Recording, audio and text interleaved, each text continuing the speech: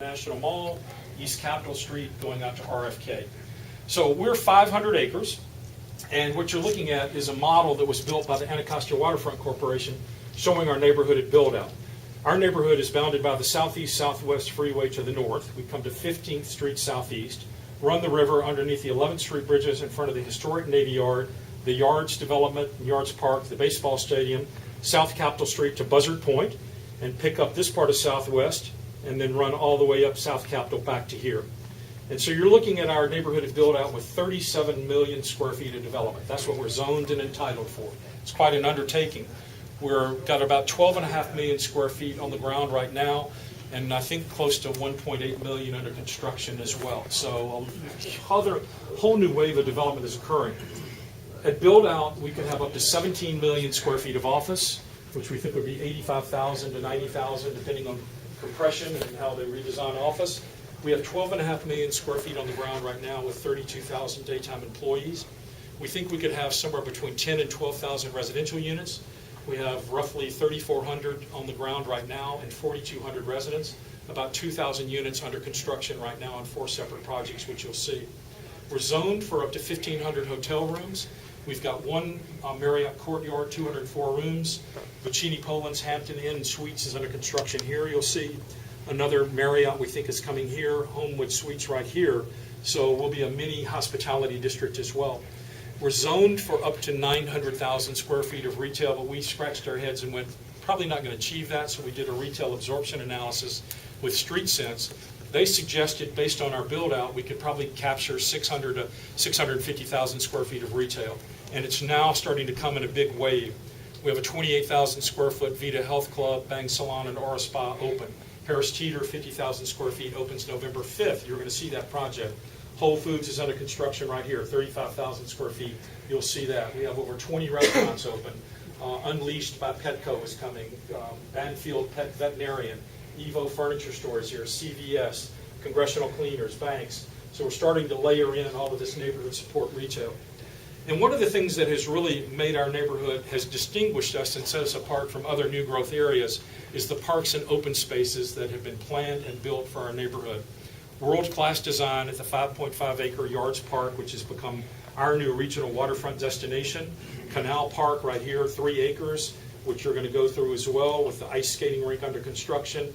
And the Diamond Teague Park and Piers here, where you can canoe and kayak from, and boats can dock here and dump you off to go to the baseball game. So these have really created a community, a sense of place and identity in a former industrial area where none of those things or characteristics existed. You're probably going, well, why is this happening? Why is this old industrial area being rediscovered and in such a big way? And it's kind of funny that it's been overlooked for about 150 years, so close to the Capitol with water frontage. Well, it started with, well, I'll back up a bit. Where you guys are standing is downtown DC, largely built out. Hardly any development parcels left. You're seeing a churning of Class B and C buildings into other uses. So if the city was going to keep capturing its fair share of the regional economy, it had to invest in these adjacent areas that had similar zoning to downtown and also had metro access. NOMA, Mount Vernon Triangle, the Southwest Waterfront with the P.N. Hoffman Madison Marquette Wharf Project, Poplar Point, Hill East, Capitol Riverfront. We've all received investment that has put us on the map, so to speak.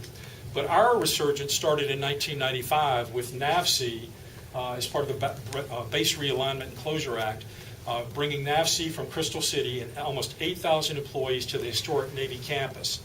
All of those employees, it seems like, had a one-to-one relationship with a defense contractor. So they all wanted to be in close proximity, and we saw our first wave of new office buildings since the early 60s when 2 were built here in Buzzard Point, with Maritime Plaza 1 and 2, 300 M Street by the Gewerts, 1100 New Jersey by W.C. Smith, and then 80 M Street here. And these are largely filled by the maritime divisions of defense contractors that you all know. 2003 was somewhat of a pivotal year for our neighborhood in that the federal DOT selected this site and JBG as the developer to build a 2 million square foot headquarters building for them. It opened in 2007, 7,000 employees there, cabinet level, the Secretary of DOT is there. Same year, Forest City, Washington won the development rights and ownership rights to 42 acres right here on the river called the Yards Project. It was formerly called the Southeast Federal Center. GSA put it out to bid, Ms. Norton pushed hard that this should not just be an office park, it should be a living, breathing neighborhood with major open space, residential and commercial. So it's well underway, and you're going to see many of those projects today. But I think when they won that, people said, well, if Forest City's willing to bet the farm on this, we ought to be looking at this neighborhood as well. Same year, Arthur Capper-Carrollsburg, a really tired and beat up housing complex by DCHA, got a Hope 6 grant of about $45 million. Led to its ultimate demolition, perceptual change in our neighborhood, but a guarantee that all 707 of those publicly subsidized units would be rebuilt, but they were going to layer in another 1,100 units of market rate for sale and for lease apartments or single-family townhouses like you'll see out here. So a blended income neighborhood, totally redefining this section of our neighborhood in the Capital Riverfront.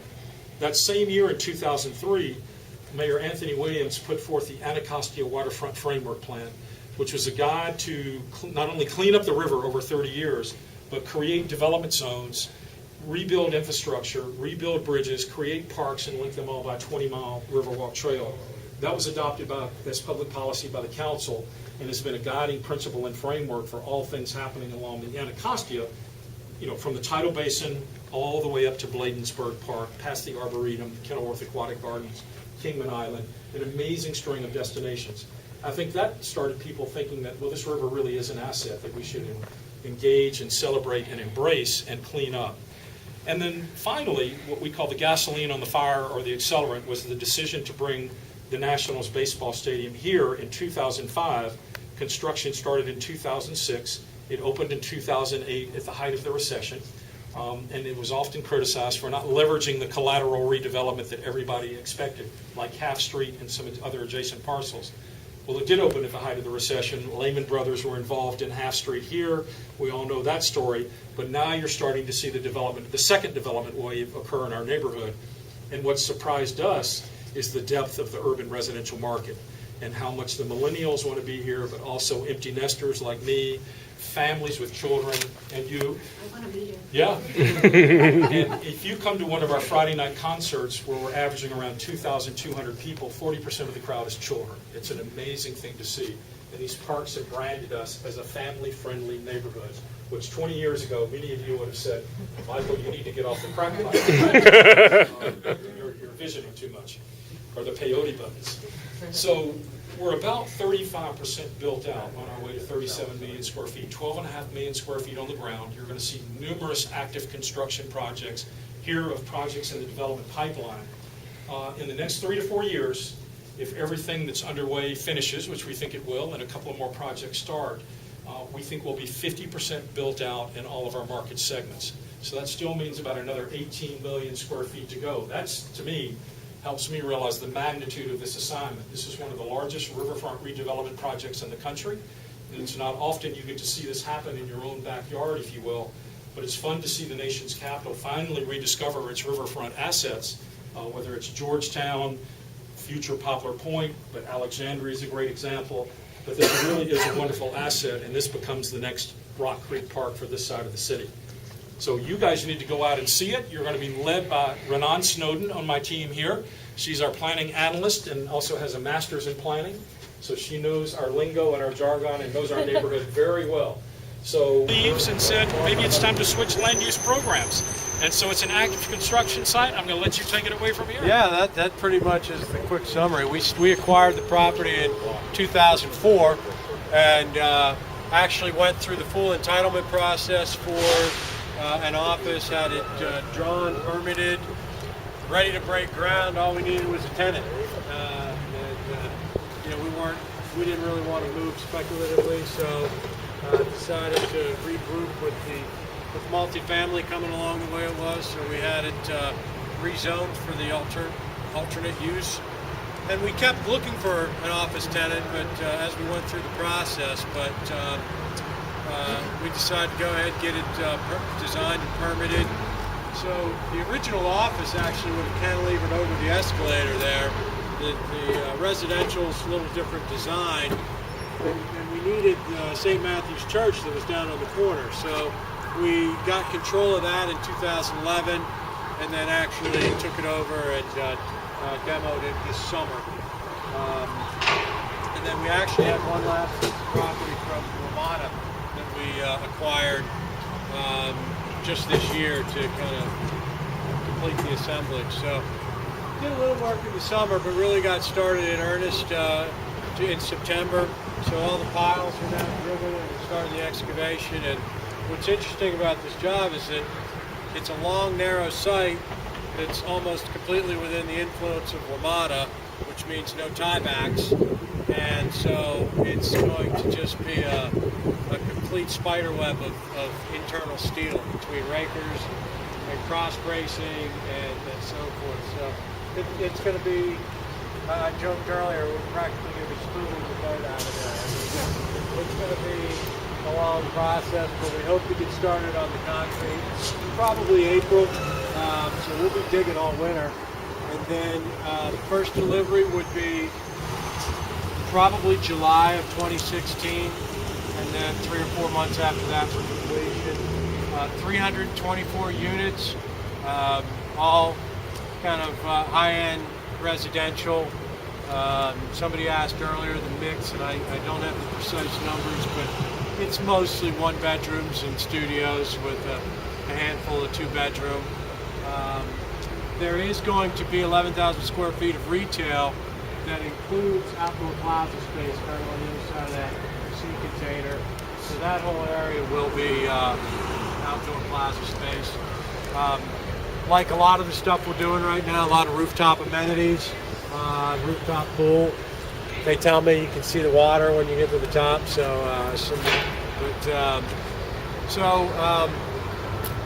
you know, somebody else asked how do you kind of distinguish yourself with all the work going on here, and I think the best feature we have is that's the WMATA escalator right there. So, and the bid, of course, across the street. The bid rocks. Yeah.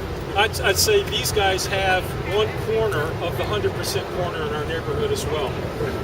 Forest City controls the other side, which we're going to go by, but you are well positioned on top of the metro, as you say. On New Jersey Avenue is one of the historic L'Enfant streets, and you're close to all the action in the yards. The Whole Foods is going to be right up the street, Yeah. so you picked a great site. Yeah, we're excited about it, we partnered with MetLife as our investment partner.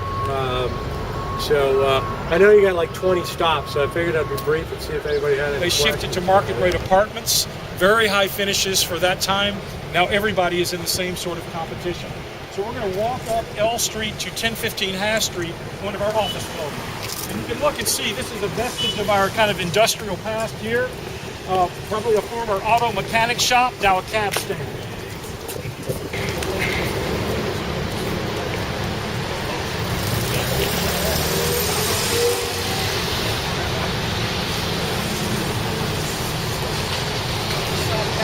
Bridge, that's the Anacostia River, home to the ballpark, and to the north is the Capitol and the Library of Congress. First Street have some retail presence. Anchorage has a site here, but what I like about Onyx is they did outdoor courtyards. They don't have retail on the street, but the courtyards and the furniture out there helps animate the street, as you'll see at the Foundry Loss when we get into the Yards project. AEM was one of the early office buildings in. You can see the Hampton Inn under construction here. Velocity's totally sold. And if you look far to the west, you'll see the Skyline Apartments by Urban Atlantic over at the Waterfront station. So the vistas are really kind of cool down here. We're going to keep going to 215 Half. Because I wanted to talk about this site first. This is the Metro chilling plant for our Metro station as well as the Waterfront. That is now the development rights have been awarded to MRP and CAS. They're going to build about 135 condominiums on that site and put the chiller plant, I believe, on top of their structure. So it's going to be a very interesting development project. This little building is a Gsa Holding. It's a warehouse from the 1930s. The residents would like to see it turned into somewhat of a union market. I don't know if the economics work, but Ms. Norton has introduced a bill to have it transferred to the district government. In return for the district government will pay for a number of infrastructure improvements for the St. Elizabeth's campus to move the DHS relocation there forward. So we're waiting to see what happens here. And then 1015 Half Street was originally developed by Opus East. You remember they went bankrupt. It was bought by Prudential. It was finished. and it sat vacant for about 2 years. It's now 50% leased. Philip Thomas or Mark Sullivan here. National Labor Relations Board is going in. CBS Radio is moving 6 of their radio stations on the ground floor and taking 32,000 square feet. They're moving from out in Maryland, so this is a really good game for us. This was originally owned by Cohen. It was a 3-parcel project. They developed Velocity. Toll has bought phase 2, and phase 3. So you see phase 2 is finishing up. We're not sure what they're going to do with phase 3 here yet. And those were 2 of the original JPI residential buildings right there. But let's go on 1015. You'll get briefed on it. Okay. Well, welcome to 1015 Half Street. My name is Mark Sullivan. I'm with Gsa Holding. And this is a building owned by Prudential. Prudential owns this through their Gsa 2 fund, which is, they have a couple of funds that own real estate here downtown, but this is the only one under this fund. But this building's about a little over 2 years old, and it's half leased, 400,000 square foot building. We have the first floor, we have 2 leases on portions of the first floor, one with a restaurant that will open this spring called Bonchon. I don't know if anybody's familiar with that, and it's delicious. Try it. And then the second is CBS Radio, which has a small piece here on the south side of the building, about 3,000 square feet. They also occupy the entire second floor, or will occupy the entire second floor. They've just finished their first floor, which includes a studio that they can live broadcast from, kind of day of stuff. They have a acoustic stage there where they can do performances and have different speakers. The second floor will be their primary floor where their sales staff are, their local honchos. This will house all 6 of their local radio stations. All the studios will operate 24/7 here. The third through portion of 6th floor is leased to the National Labor Relations Board. So the federal tenant, we're in the process of completing their drawings now. They will open up probably mid-2015, roughly 145,000 square feet. So that leaves us the bottom half of the building leased, the top half still to go. And a couple other things about the building. The building is LEED Gold. It is, we have a fitness center here on the first floor. Cassie also is the manager of the property. And we have a rooftop terrace that we're going to take a look at now. The re-roof there is large. So why don't we go ahead and do that, try to keep you on your south side has a little heavier growth through these glass doors here. There's restrooms on this floor, so if someone wants to have a private party, they can do that. They can schedule through the management. I think we can house up to like 300 people up here.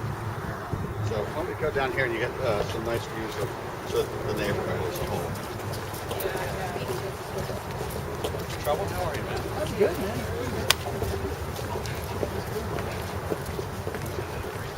Yeah.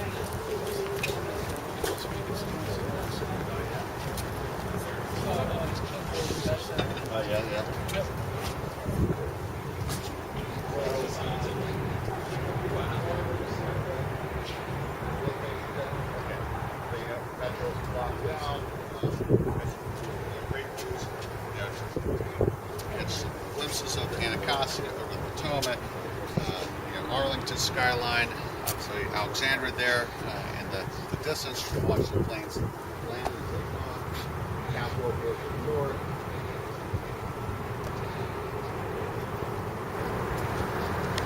So we're standing at Half and I Street, and to our right here is the Rubin site, which they are doing remediation and removing the last vestiges of the Wendy's that used to be here. They are proposing about a 400 unit apartment building, perhaps a hotel that would front on South Capitol Street. Then across the street here, DRI controls this entire square. It's called Congressional Square. They're zoned for about 740,000 square feet of office with a balance of retail. It could be phased in many configurations. They can build a 120,000 square foot section of it, a 250,000 square foot. It was one of the models that you saw in our office. That was one of their earlier office prototypes. The JPI, now Chase Morgan buildings. What's interesting here, looking directly ahead, is the steam plant for the U.S. Capitol complex. But you see a pile of coal. It used to be coal-fired plant, and was shifted. That coal came from West Virginia, where it came from Robert Terry. So So I think that's a little part of our industrial heritage. Car wash tucked away back here, and then McDonald's owns a very primo site of real estate there. We've encouraged them to build a vertical building, keep the McDonald's with their drive-through, but take advantage of their unused development rights. And then behind these buildings is CSX Railroad property, so they control these too. So we're going to walk down I Street to the Park Shelter building. So we're going to go this way real quick.